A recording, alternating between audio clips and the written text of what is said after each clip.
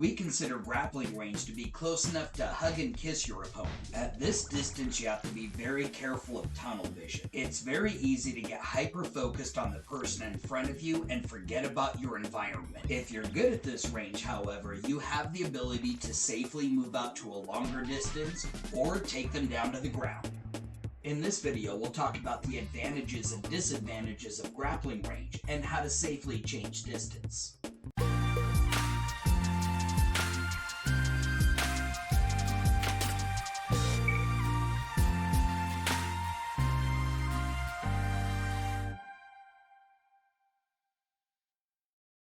If you feel like you're being overwhelmed with punches and kicks, one of the best things you can do is move in and give them a hug.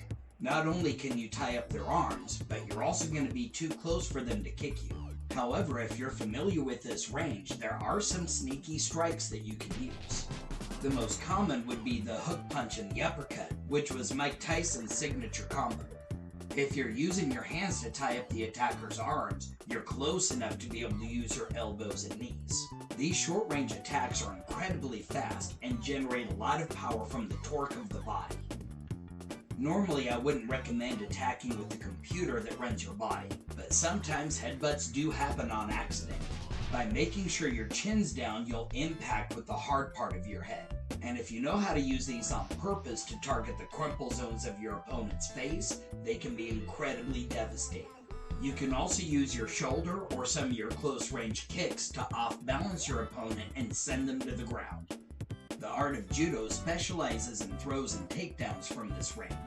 These techniques can be especially effective against larger opponents. Sometimes you will see throws pulled off accidentally, but usually it takes a lot of training to get good at it. By staying on your feet while throwing your opponent on the ground, you remove any advantages of them being bigger. Keep in mind though, if you're grappling, there's a chance that you could both end up on the ground, so you better know how to wrestle.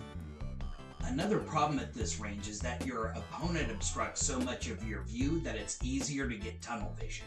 If you're tied up this close to your opponent, it can be harder to pay attention to your surroundings and any friends they might have. And if the attacker goes for a weapon, it's going to be harder to see it.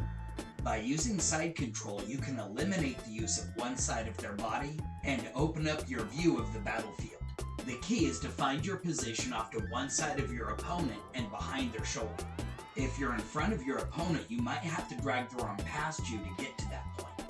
Once you're there, try to control their wrist and their elbow. If you can, control a third point at their shoulder as well.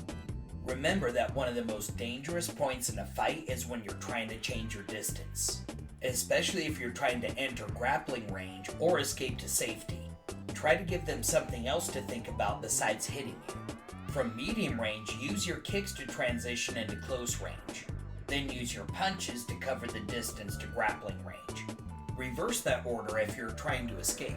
Start by using your elbows and knees to create space to punch, and then kick till you get the space to get away. Don't forget to change your level and angle.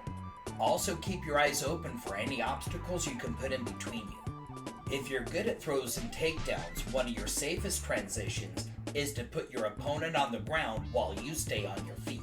The problem is they may pull you to the ground with them. In that case, you'll want to be good at your wrestling skills so that you can disable your opponent and get back to your feet. Each range has its advantages and its disadvantages. That's what we'll be focusing on in this series. So make sure you're subscribed and that you like this video. That way you're updated when we release the next episode.